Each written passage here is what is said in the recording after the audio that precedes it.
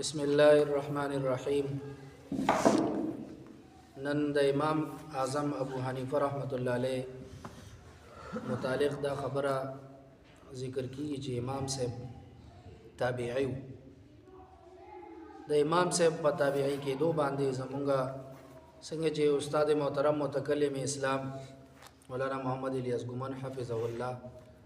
داغي اکابرین او عبارات پیش کړی دي، نو دغه شان زمونږه استاد محترم مناظر اسلام متکلم اسلام فقیه العصر یو غټ عالم دی او وفات شوی دی، مولانا حافظ نثار احمد الحسینی نور الله مرقده. داغي یو کتاب دی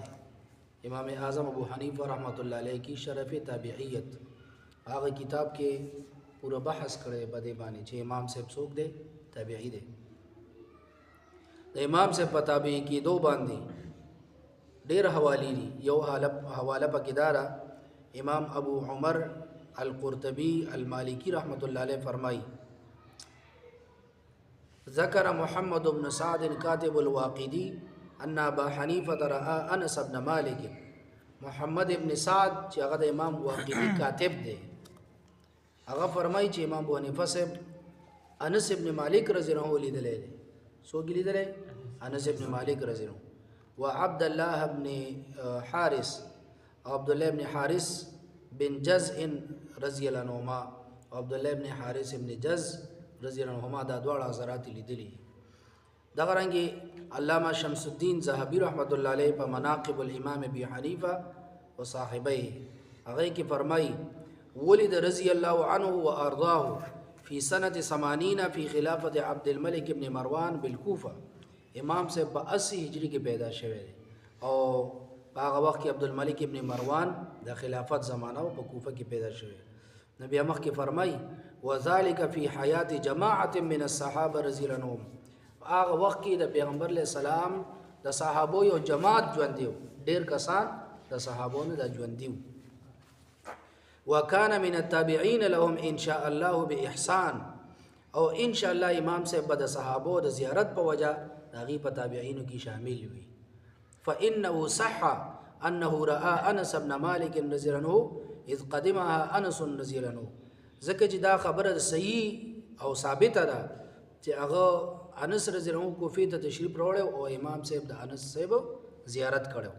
نو څوک چې د صحابي زیارت کوي او دغه تابعداري کوي هغه تسویل کېږي تابعی. امام نووي رحمت الله علیه منازل الائمه الاربعه هغه کې فرمایي امام ابو زکریا یحیی بن ابراهیم ابن احمد الازدی منازل الائمه اربعه کې فرمایي فابو حنیفه ادرک الصحابه رضی الله عنهم فهو من التابعین. امام صاحب چې د صحابو سره ملاقات کړي دی او هغه څوک دی، تابعی دی. علامہ حافظ صالحی الشافعی رحمت الله علیه فرمایي عقود الجمان کی اعلم رحمك الله تعالی، اے پیش خبردار شه الله دې پتا رحم وکي،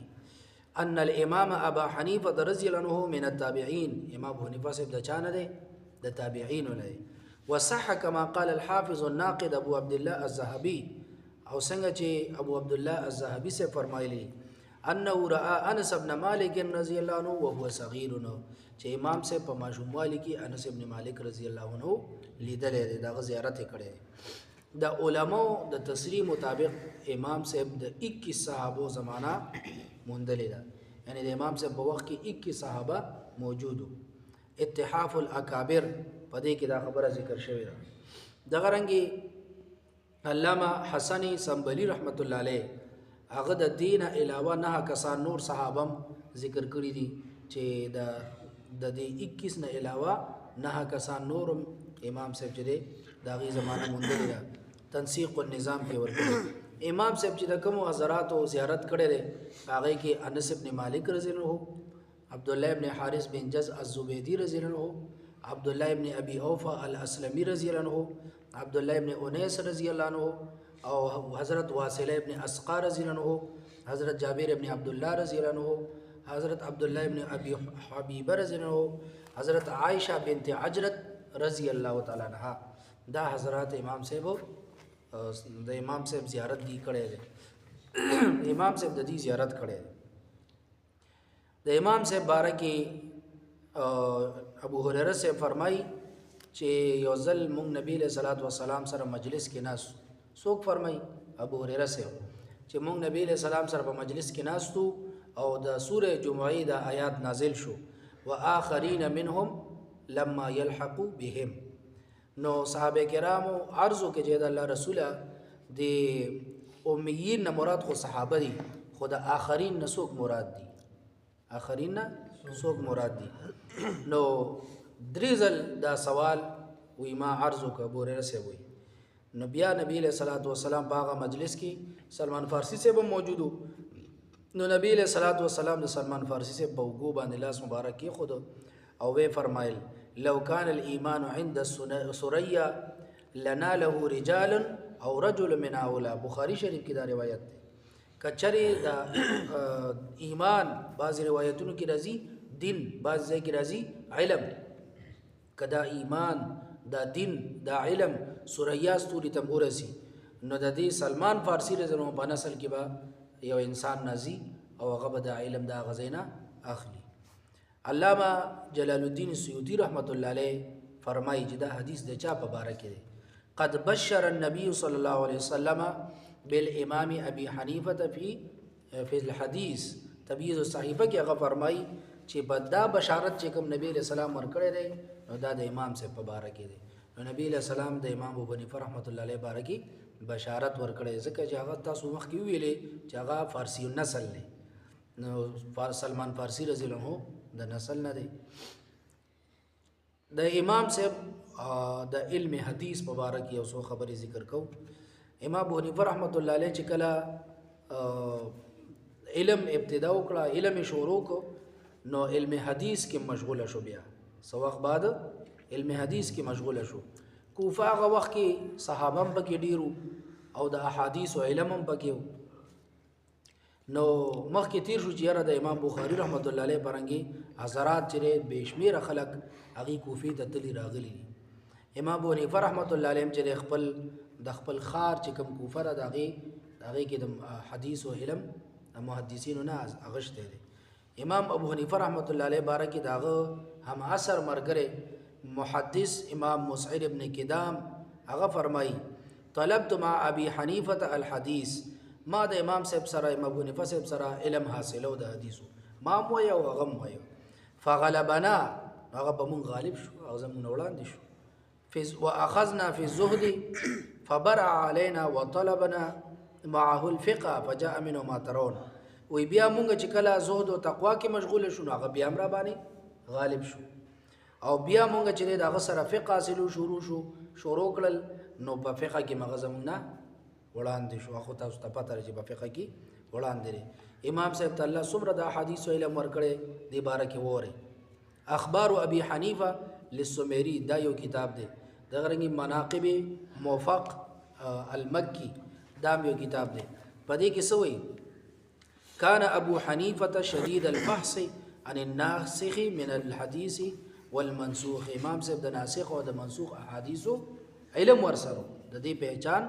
هغه کولې شو دغه رنګ ويعمل بالحديث اذا ثبت عنده عن النبي صلى الله عليه وسلم وعن اصحابه او حدیث چې کله د نبی له سلام نه یا د صحابو نه ثابت شو چې دا د نبی له سلام حدیث ته یا د صحابه کرامو حدیث ته صحابه داسې فرمایي یا نبی له سلام فرمایي نو امام صاحب باغی باندې سکو عمل به کو وکانا عارفا بحديث اهل الكوفه او هغه وخت کې کوفه چې د حدیث یو مرکزو نو امام صاحب د احادیث باندې پویو خبردارو کان حافظا لفعل رسول الله صلی الله علیه وسلم الاخير او د نبی له سلام اخیری عمل یادون کیو امام صاحب د نبی له سلام اخیری عمل یادون کیو دغه رنګ امام موفق بن احمد المکی صحیح سند سره دا خبره ذکر کوي په خپل مناقب الموفق کی فربما وجدت الحديثين بالثلاثه فاتيه بها امام صاحب کله بچره ما ته دوه حدیث ملو شو کله برته درې نو ما هغه امام صاحب لا روړل نو بعض به قبلول او بعض به نه قبلول فمنها ما يقبله ومنها ما يرده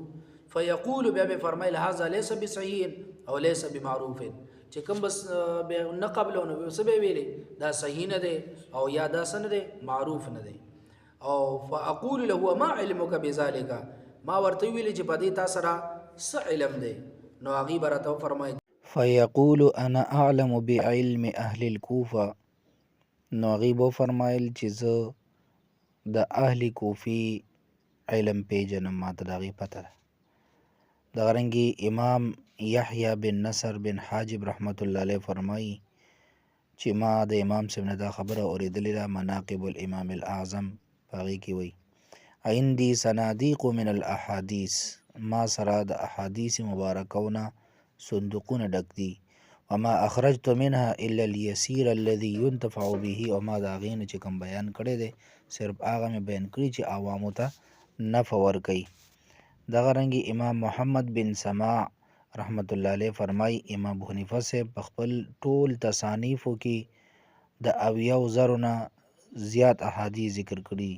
او په خپل کتاب الاثار کې د 40,000 احادیثو نه انتخاب کړی دی. او نن سبا وخت کې د امام صاحب کتاب چې دی هغه شایع شوی دی، مولانا لطیف الرحمن قاسمی صاحب هغه چې دی لیکلی الموسوعة الحدیثیه لمرویات الامام ابي حنیفه په 20 جلدو کې. دې نه بس د امام صاحب امامت، داغه عدالت، داغه ثقاحت دا چې دی مسلم او متواتر دی. خو بهر کې بیا هم چې دی د محدثینو د توثیق اقوال چې دی تاسو ته پیش کیږي. امام الجرح والتعدیل امام شعبه بن حجاج د امام صاحب په باره کې څه وایي د هغه باره کې وره. امام شبابه بن سوار فرمایي جامع بیان العلم و فضل لابن عبدالبر کې کان شعبة حسن الرای فی ابي حنیفه، امام شعبه به چې دی د امام ابو حنیفه صاحب باره کې ښه رای ساتله. امام المحدثین امام علی ابن المدینی هغه مای ابو حنیفه روى عنه الثوري وابن المبارك وحماد بن زيد وهشيم ووكيع بن الجراح وعباد بن العوام وجعفر بن عون وهو ثقة لا بأس به. امام صاحب ثقه دی او هیڅ اعتبار سره هغه کې څه خرابي نشته. امام الجرح والتعدیل امام یحیی بن معین تاریخ بغداد للخطیب کې وی کان ابو حنیفه ثقة لا يحدث بالحديث الا ما يحفظ ولا يحدث بما لا يحفظ. امام صاحب ثقه دی او هغه حدیث بیانوي چې کوم ورته ښه یاد وي او چې کوم ورته ښه یاد نه وي هغه نه بیانوي. امام صاحب د اهل علم په نظر کې امام معمر بن راشد الازدي البصري تاریخ بغداد کې وی ما اعرف رجلا يحسن يتكلم في الفقه او يسعه او يقيس ويشرح لمخلوق النجاة في الفقه احسن معرفة من ابي حنیفه. ما د امام ابو حنیفه نه بړکر د فقه ماهر بل یو کس په نظر ماته نه راغلی چې هغه د مخلوق خدا د پاره د فقه او د قیاس په ذریعه د نجات لاره بیانوي ورته. امام مالک صاحب وی تاریخ بغداد کې رأيت رجلا لو كلمك في هذه الساریه ان يجعلها ذهبا لقام بحجته. ما یو داسې انسان لیدلی دی که هغه تا ته د دې ستنې د لرګي د دې ستنې باره کې خبره کوي چې دا زه د سونې نه ثابتوم نو په دلایلو په قوت سره به هغه دا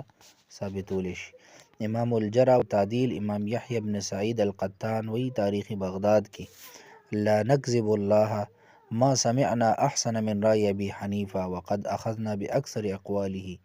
مونږ په الله دروغ نه وایو، مونږ د امام ابو حنیفه صاحب نه د بهتر رای والا بل سړی نه دی اورېدلی او مونږ د هغې اکثر اقوال اخلو. تاریخ بغداد کې امام شافعي صاحب فرمای الناس على ابي حنیفه فی الفقه، خلق په میدان فقه کې په علم فقه کې د امام ابو حنیفه صاحب چې دی خوشچین دي هغه ته محتاج دي. امام احمد بن محمد بن حنبل په تاریخ بغداد کې دغه قول ذکر دی وکان احمد بن حنبل اذا ذکر ذلك بکا، چې کله به د امام صاحب سزا هغه ته وریاده شوه نو په جړا به شو. وترحم على ابي حنیفه، او د امام صاحب د پاره به چې دی د رحمت دعا کوله. وذلك بعد ان ضرب احمد، او د هغه وخت کې چې کله امام احمد ابن محمد ابن حنبل ته سزا ورکړی کېده. د هر یو انسان علمی مقام مرتبه دغه معلومات او وسعت دغه د استادانو نه کېږي. څنګه چې طالب علم یو مقام ته رسي نو په خپل صلاحیت هم رسي، ورسره د استادانو خصوصي توجه او شفقتونه وي. نو د امام صاحب باره کې الخيرات الحسان کې ابن حجر الهیثمی المکی هغه فرمای وقد ذکر منهم امام ابو حفص الکبیر 4000 شیخنا. د امام صاحب په استادانو کې 4,000 استادان دي چې په هغې کې انس ابن مالک، عبدالله ابن حارث ابن جز الزبیدي،